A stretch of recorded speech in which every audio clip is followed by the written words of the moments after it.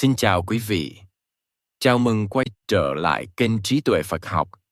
Đây là series song Một Đời Không Uống. Tập 6. Làm lợi cho người khác thì đời tự nhiên có ý nghĩa. Trong tập trước, hành trình đã chạm đến một khái niệm thường bị hiểu lầm: từ bi. Qua tinh thần Phật Pháp, từ bi không còn được nhìn như sự hy sinh hay yếu đuối, mà là cách làm mềm cái tôi để chính mình bớt khổ. Khi tâm không chỉ xoay quanh bản thân, không gian nội tâm tự nhiên rộng ra và sự nhẹ nhõm bắt đầu xuất hiện. Có một nỗi mệt rất quen mà nhiều người mang theo suốt đời, đó là cảm giác sống mà không biết mình đang sống để làm gì.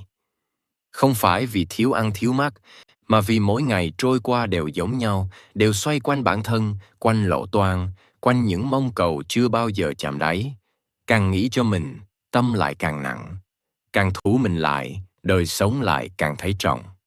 Trong những bài giảng của Đức Lama Zopa Rinpoche, bạt Lạt Ma lớn của Phật Pháp Tây Tạng, Ngài nhiều lần nhắc đến một điều nghe rất đơn giản, nhưng lại đi ngược thói quen sống của con người. Mục đích của đời sống là làm lợi cho người khác.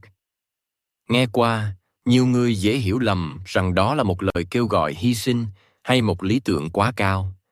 Nhưng nếu lắng nghe kỹ, sẽ thấy Ngài đang nói về một con đường rất thực tế để thoát khỏi cảm giác sống vô nghĩa. Đức Lama Zopa Rinpoche giải thích rằng, khi một người chỉ sống cho bản thân, toàn bộ thế giới của họ thu nhỏ lại trong cái tôi. Mọi việc đều được cân đo bằng lời hay hại cho mình. Khi được thì vui, khi mất thì khổ. Cuộc đời lúc đó giống như một sợi dây căng, chỉ cần một biến động nhỏ là rung lên dữ dội. Phật Pháp gọi trạng thái này là tâm vi kỷ, tức là tâm chỉ xoay quanh mình. Ngài không lên án tâm vi kỷ, vì đó là trạng thái rất tự nhiên của con người chưa được huấn luyện. Nhưng Ngài chỉ ra rằng, chính tâm đó là nguyên nhân sâu xa khiến con người cảm thấy đời sống nặng nề và thiếu ý nghĩa. Khi mọi việc đều quy về tôi, thì dù đạt được bao nhiêu, vẫn không đủ. Vì cái tôi không bao giờ biết đủ. Ngược lại, khi tâm bắt đầu hướng ra ngoài, nghĩ đến người khác, dù chỉ một chút, không gian nội tâm lập tức thay đổi. Trong Phật Pháp, điều này được gọi là hướng tâm ra khỏi tự ngã. Không phải là quên mình, mà là không để cái tôi chiếm trọn tâm trí. Khi cái tôi bớt nói, tâm trở nên rộng hơn, và chính sự rộng đó tạo ra cảm giác có ý nghĩa. Với người mới học, rất dễ hiểu sai rằng làm lỗi cho người khác là phải làm những việc lớn lao. Nhưng theo tinh thần mà Đức Lama Zopa Rinpoche giảng dạy, lợi ích không nằm ở quy mô, mà nằm ở động cơ của tâm. Một lời nói làm người khác bớt khổ.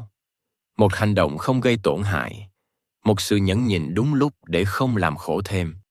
Tất cả những điều đó đều là làm lợi.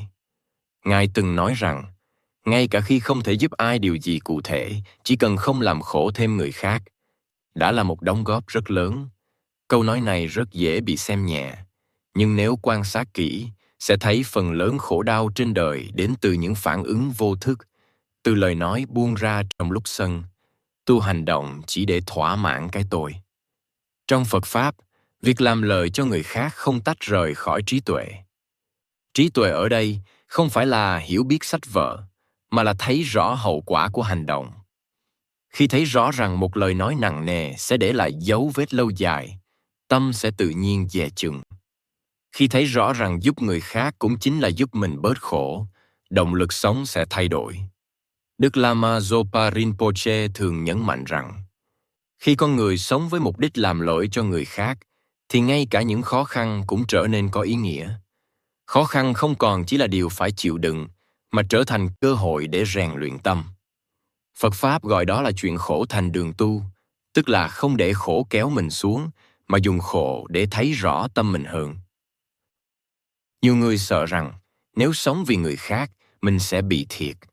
Nhưng Ngài chỉ ra một sự thật ngược lại. Người sống chỉ cho mình mới là người dễ bị tổn thương nhất. Vì khi mọi thứ không như ý, họ không có chỗ nào để nương. Trong khi đó, người có tâm hướng ra ngoài, khi gặp nghịch cảnh, vẫn còn một điểm tựa là giá trị mình đang tạo ra chỗ đời. Trong Phật Pháp, ý nghĩa cuộc đời không được đổ bằng thành tựu hay danh xưng. Nó được đổ bằng dấu ấn mà tâm mình để lại. Khi tâm mang lại an ổn, dù chỉ cho một người, thì đời sống đó đã không trống rỗng. Điều này rất quan trọng với người mọi học, để tránh tà kiến rằng tu tập là rời xa cuộc đời. Ngược lại, tu tập là sống giữa đời, nhưng với một mục đích sâu hơn. Đức Lama Zopa Rinpoche từng nói đại ý rằng, nếu mỗi ngày con người thức dậy với ý nguyện không làm khổ ai và cố gắng mang lại lợi ích, thì dù ngày đó có trôi qua trong bình thường, nó vẫn là một ngày có giá trị. Ý nghĩa không cần phải được tìm thấy ở cuối đời. Nó được tạo ra từng ngày, từ cách tâm mình hiện diện. Tập này không nhằm khuyên ai phải sống vì người khác đến quên mình. Nó chỉ nhẹ nhàng chỉ ra rằng, khi con người thôi đặt bản thân làm trung tâm tuyệt đối, thì gánh nặng trong lòng tự nhiên nhẹ đi. Và chính sự nhẹ đó làm cho đời sống có chiều sâu hơn, có hướng đi hơn. Theo tinh thần Phật Pháp mà Đức Lama Zopa Rinpoche truyền dạy, sống một đời không uống không phải là đạt được điều gì lớn lao, mà là sống sao cho sự hiện diện của mình không trở thành nguồn khổ cho người khác. Khi làm được điều đó, dù cuộc đời rất giản dị, nó vẫn mang một ý nghĩa bền vững, không phụ thuộc vào việc có hay không có thành công bên ngoài. Trong tập tiếp theo, câu chuyện sẽ chạm đến một đề tài mà ai cũng gặp nhưng ít ai muốn đối diện: khổ đau. Người nghe sẽ được dẫn đi chậm lại để nhìn khổ không như kẻ thù, mà như một phần tất yếu của đời sống, và học cách ở lại với khổ mà không đánh mất chính mình. Xin cảm ơn quý vị đã đồng hành cùng kênh Trí Tuệ Phật Học. Xin chúc quý vị luôn mạnh khỏe, an nhiên giữa đời thường.